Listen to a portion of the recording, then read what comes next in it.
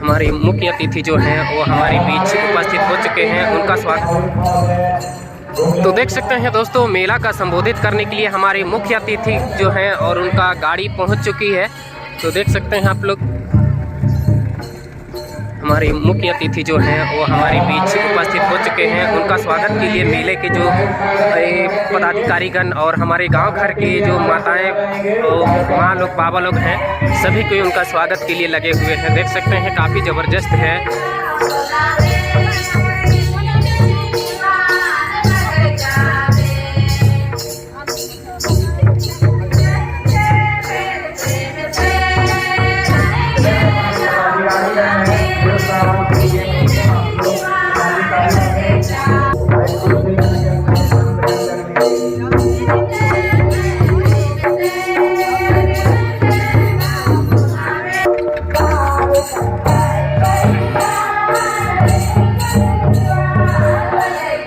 तो चलिए धीरे धीरे हम लोग स्टेज की ओर बढ़ेंगे और आप लोग देख सकते हैं काफ़ी सुंदर माँ लोग हैं जो अपना भाषा में गाना गाकर उनका स्वागत कर रहे हैं और काफ़ी सुंदर उन लोग उनको हमारे मुख्य अतिथि जो हैं उनको लेकर आ रहे हैं। तो चलिए धीरे धीरे आप लोग बने रहिए, इसी तरह से ब्लॉग में हम आप सभी को दिखाने का कोशिश करेंगे स्टेज तक।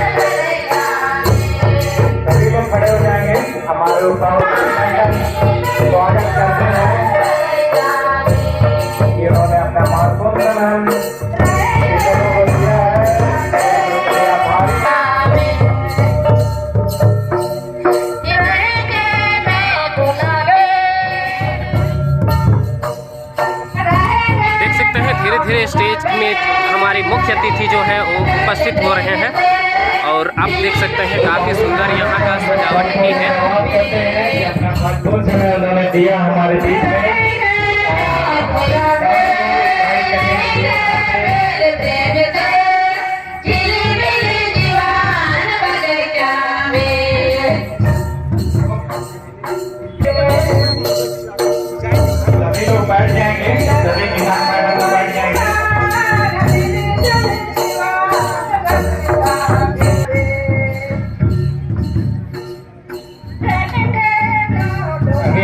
अतिथियों का स्वागत किया जा रहा है और साथ ही फूल बुके के लिए जिन्हें डिप्यूट किया गया है, फूल बुके लेके हमारे उपायुक्त महोदय का स्वागत करेंगे।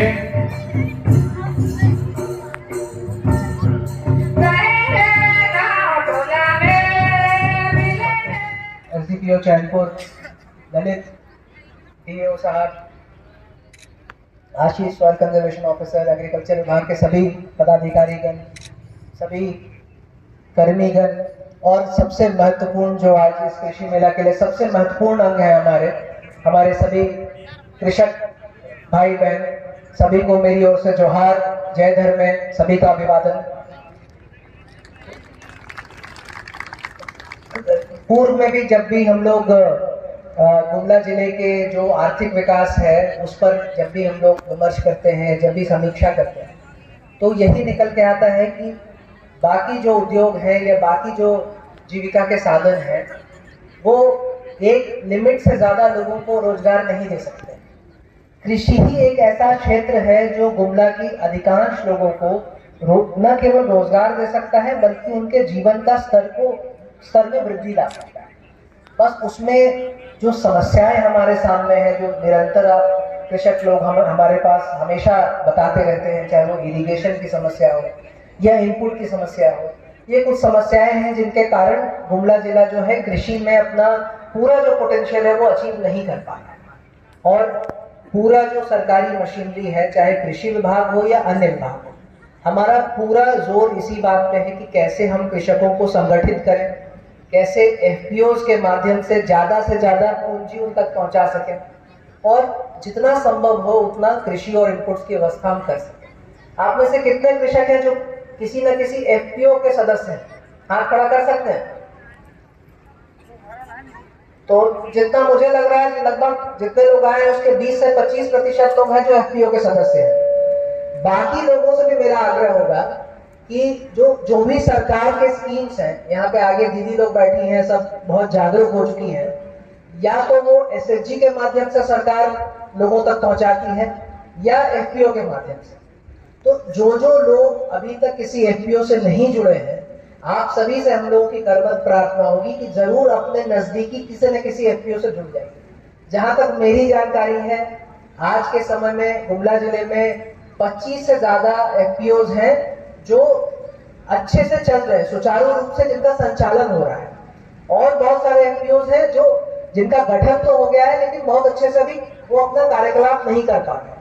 लेकिन कम से कम 25 एफपीओज ऐसे हैं, और सभी कृषि के क्षेत्र में, जो कृषि के क्षेत्र में कुछ ना कुछ या तो कलेक्शन का काम कर रहे हैं, या पैकेजिंग का काम कर रहे हैं, या मार्केटिंग का काम कर रहे हैं। तो आप सभी कृषकों से मेरा आग्रह यही होगा कि अपने नजदीकी एफपीओ जो भी होगा, वहां पे जो भी वहां की नॉमिनल शेयर वैल्यू होगी वो देकर उस एफपीओ का सदस्य बने, ताकि फ्यूचर में या वर्तमान में भी कोई नया कोल्ड चेन का ऑपरेशन हो, कोई नई प्लांट का ऑपरेशन करना हो, सरकार की कोई भी स्कीम हो जिसके तहत ग्रांट किसानों तक पहुंचाना हो, तो वो हम लोग एफपीओ के माध्यम से ही करते हैं। और एक बार संगठित आप हो जाते हैं तो आपके प्रोडक्ट का वैल्यू भी बढ़ जाता है। यदि किसी हम लोग बाहर किसी दूसरे जिला के दूसरे राज्य के बायर से हम लोग संपर्क करते हैं कि भाई हमारे प्रोड्यूस को आप खरीद लीजिए, तो वो करना भी हमारे लिए आसान हो जाता है कि सीधा एफपीओ से वो संपर्क करेंगे और अपने प्रोड्यूस को खरीद के वो दूसरे स्टेट में बेचेंगे और आपकी इनकम में भी बढ़ोतरी होगी। जैसे यहाँ पे मुझे ये बताइए, कोई ऐसे किसान है जिन्होंने इस बार जीरा फूल की खेती की थी? कोई है? डुमरी चैनपुर से कोई आया है यहाँ पे, या रायडी से भी नहीं? कोई जीरा फूल धान का कोई खेती नहीं किया? एक किसान वहां पर है। तो आप श्रीमान को माइक दे सकते हैं, एक दीजिए माइक इसको। तो जीरा फूल की जो खेती की वो अब तो कटाई हो गया आपका, उसको सेल कहाँ कर रहे हैं, बेच कहाँ रहे हैं उसको? जीरा फूल का हम खेती तो करते हैं, उसको अवसर भी अधिकतर मांग करते हैं सर, और उन्हीं को मैं तो जीता हूँ। मतलब आप कुछ सेलेक्ट लोग को ही दे पाते हैं, मतलब ओपन मार्केट में आपका प्रोडक्ट नहीं उपलब्ध है? जी वैसा तो मतलब वहाँ कम मिलता है सर काम। कौन से प्रखंड से है? मेरा नाम हरिनाथ सिंह। प्रखंड कौन सा? रायडी प्रखंड। रायडी प्रखंड। तो जैसा बहुत बढ़िया हरिनाथ जी, बैठ जाइए। बहुत अच्छा, बहुत बढ़िया लगा सुन के कि आपने जीरा फूल की खेती इस वर्ष की है। तो अब जितने भी किसान यहाँ पे होंगे ना जो जीरा फूल की खेती कर रहे होंगे, हरिनाथ जी तो कर ही रहे हैं, बाकी भी कुछ किसान होंगे, यदि नहीं भी होंगे तो जो अगले साल कर भी सकते हैं, उनके लिए हम लोग एक संदेश देना चाहेंगे कि ये जो जीरा फूल चावल है ना, ये हमारे यहाँ आप देखेंगे मार्केट में 50 रुपए किलो, बहुत ज्यादा तो 60 रुपए किलो में बिकता है। और यही चावल आप किसी दूसरे राज्य में जाएंगे, कोई बड़े शहर में जाएंगे, तो 100 रुपए से 150 रुपए में 1 किलो बिकता है। तो ये कोई ना कोई व्यक्ति है जो 40-50 रुपए कमा रहा है, मेहनत आप कर रहे हैं और कमा कोई और रहा है।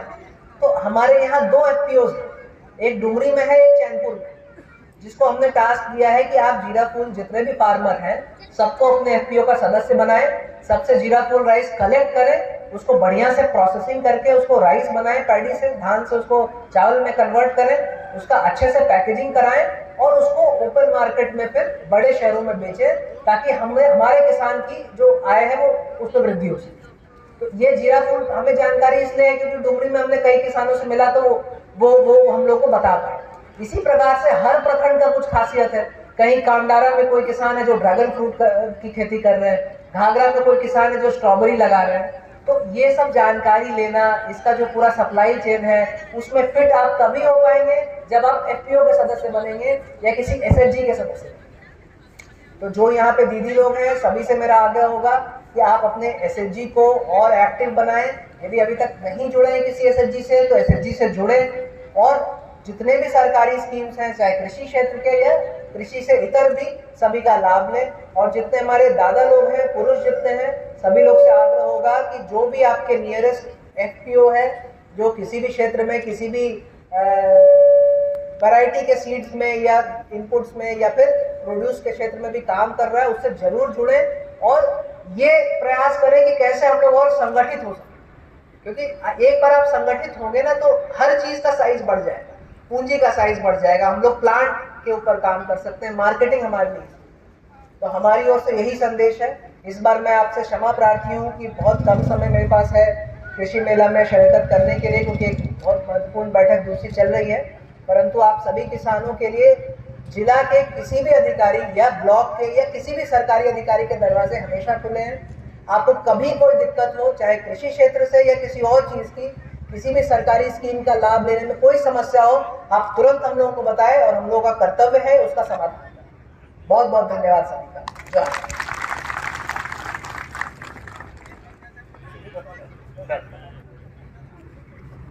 और अभी हमारे उपायुक्त महोदय द्वारा आपके जो उत्पाद लाए गए हैं उनका अवलोकन किया जाएगा। कृपया उत्पाद वाले स्थान को खाली करा देंगे। उत्पाद वाले प्रभारी एटीएम बीटीएम से आग्रह है, एटीएम बीटीएम उत्पाद के प्रभारी कृपया उपायुक्त महोदय के लिए स्टेज को खाली करा देंगे।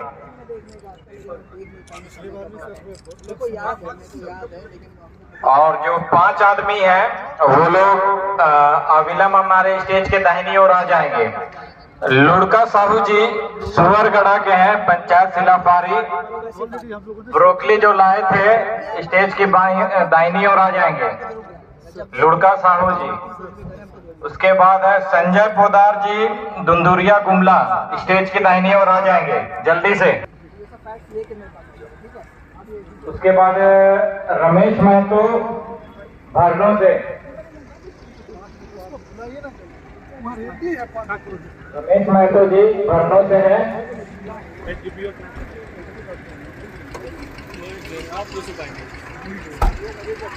और